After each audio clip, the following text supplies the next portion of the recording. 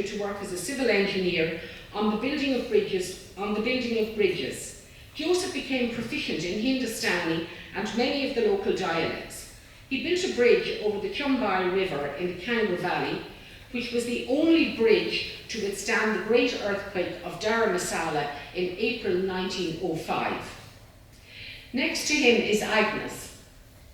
Agnes, who was the beautiful bride in the previous photo. Agnes will also be seen in other photographs. Behind Agnes is James, or Jim. Jim went to Africa and served as a lieutenant in the Rhodesian army. He eventually settled in Rhodesia and farmed, having met and married Alice O'Hagan from across the Boyne. The O'Hagan family lived across the road from the gates of Loreto, the Loreto convent at Athlumney. The Carolan family, I think, have been in that house, for anybody who knows it. So next is Madeline. Madeline, the eldest in the family, an accomplished horsewoman. We will meet her later. To Madeline's left, that is her left, is Gus, the youngest son in the family. He was his father's right-hand man, working with the horses and running a garden nursery with his brother Jack. Gus married Madeline O'Reilly, who was matron in the infirmary in Navan. Interestingly, when I mentioned to Mairead Crinion about Madeline being the matron in the infirmary in Navan, immediately she replied that she had seen her signature on a lot of death certificates from the infirmary. Gus and Madeline eventually settled in Landor, Rathgar, across the road from Mount Carmel Hospital. They had one daughter, Madeline. They lived quite close to us in Churchtown, and Uncle Dus, as we knew him as small children, would cycle by the house, always stopping to talk to us children and call in. He was such a lovely man. He eventually moved to Waterford with his daughter Madeline and family, and is buried there. In front of Gus is Tina. As always, she is sitting down in photos as she was not well. Tina always donned a boater-style hat. Her sitting pose and her hat make her recognisable even in the most unclear of photographs. Here we have Madeline, or Auntie Maddie, all set for the hunt. A striking and imposing figure. She was well known in the field. One way of getting information about my family, whom I did not know, was to ask simple questions of older people in the Navan area when I moved here in the early 80s. One day I was talking to Catherine O'Brien, or Auntie Catty, aunt of the O'Brien Lynch family of Old Town. I asked my question, "Did you ever hear of the Hanleys?" "Oh yes, I did," she said. "When I was a little girl, I remember her out hunting, and myself and my friend thought she was so big she was going to squash the horse, and we would watch from behind the ditch, waiting for it to happen." Now looking at the photo, she is not big, rather the reverse, but to a child, the voluminous skirt of the riding habit may have made her look so.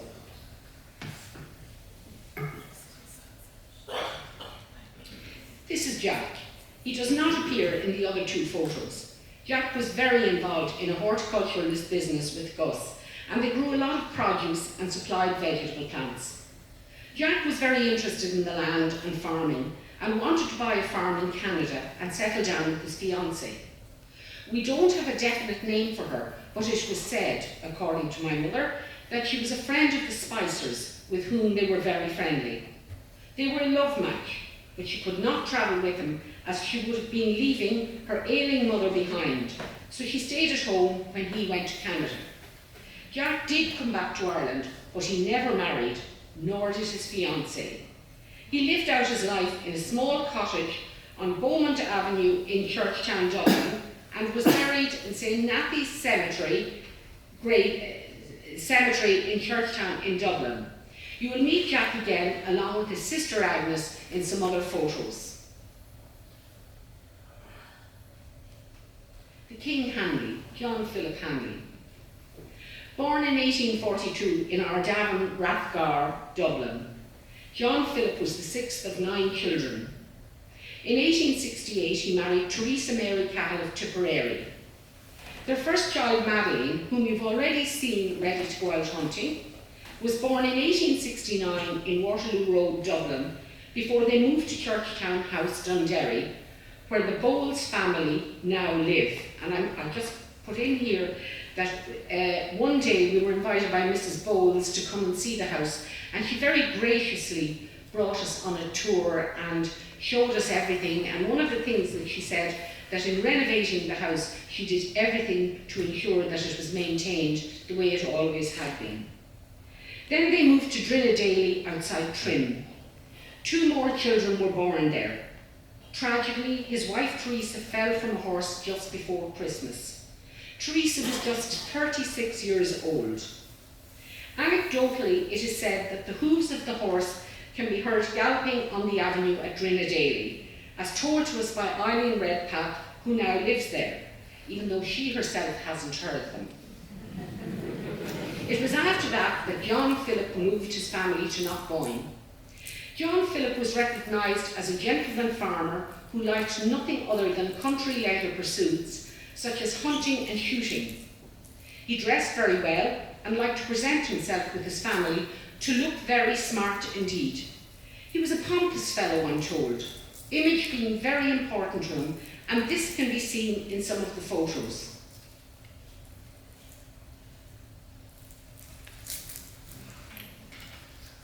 The 3 Hanley sisters boating on the Boyne. I particularly like this photo. We had a copy of this at home when I was growing up, and my mother always told us that these were our granddads. That's what I was told, and that's what I believed, but you couldn't see their faces. The one clue was the little figure sitting down in one of the boats. See if I can highlight this now. There she is there. And there was the ever-present boater hat. Then one night, we went to the launching of Tony Halton's book, The Boyne. And lo and behold, there they were, my granddads on the cover of the book. I said it to someone and they said, no, they wouldn't be. Sure, how do you know? You can't see their faces. We had the picture at home, and anyway, my mother had said, so that was that. No arguing with that. Moving on, Dominic Muldoon, Vincent Mulvaney and Mairead Crinion of Navan District Historical Society came and scanned the plates with fancy equipment. Very high resolution, they said, and I had the opportunity to zoom in and explore the depths of all the photographs. But in this one in particular, I kept zooming in as far as I could, comparing to other photographs, and hey presto, there they were, Madeline, Agnes and Tina. Recognisable features and faces, no doubt in it. Sometime later, I had the opportunity to talk to Tony Halton and tell him about the 3 granddads. He was thrilled to have them identified, and I was delighted to meet him. Alas, not long after, Tony passed away. Yet day wherever Han Leelish.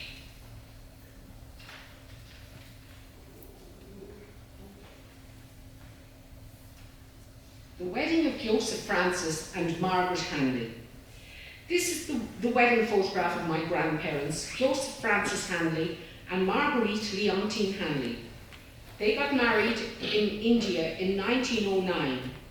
Joseph had been working in India for about 10 years when my grandmother went out to him. They came back to Ireland for the birth of my father Dermot in 1910. Subsequently, they had 2 more children, but those children did not survive early childhood. Alas, Joseph himself died in 1923, having been unwell, and in hindsight was very vulnerable, with what we now know was probably hemochromatosis, leaving Marguerite widowed at a young age. Hence she became the keeper of the photographic plates, the family history and the stories, which she thankfully passed on to my mother Eileen, who brainwashed us with them, keeping the link with our father's family alive. Alas, my father Dermot died in 1960, 3 years after his mother. We're so grateful to my mother Eileen for giving us the gift of our past. I would like to acknowledge the descendants of John Philip and Teresa who are here today with us. In particular, those who have travelled to be with us. We have 4 granddaughters whom we have not met yet, we've never met them before, and 2 great-granddaughters of Jim Hanley who have travelled from England and from Cork. We also have another grandson and great-grandson of Jim Hanley from St. Simon's Island in Georgia, USA. Some of the Dickinson family from Waterford are here, grandchildren of Gus Hanley. My own family are here, grandchildren and great-grandchildren. And I also think, I didn't put it in there, I think there are great-grandchildren of one of the granddaughters of Jim from Cork, if I'm right. Great-grandchildren of Joseph. We welcome you all home. And your brother is here. I said my family is here. Today is the culmination of a journey of discovery initiated for me and enabled by my mother Eileen and my mother-in-law Finola Oakes, who sparked all the questions that I asked when I came to Meath. I'm glad to say our Hanley ancestors now have their place in the history of Navan. I am grateful to the keepers of the photographic plates, the 3 in-laws, my grandmother Marguerite or Meg Hanley, my mother Eileen Hanley, and my husband Martin Oakes.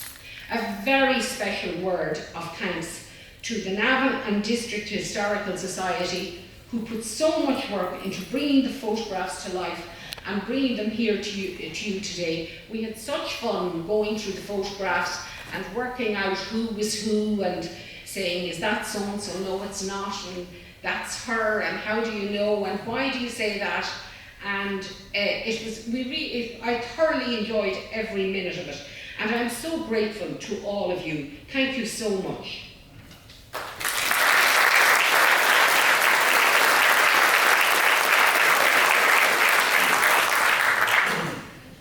For those who know me, I will never finish up without having a few little words to say.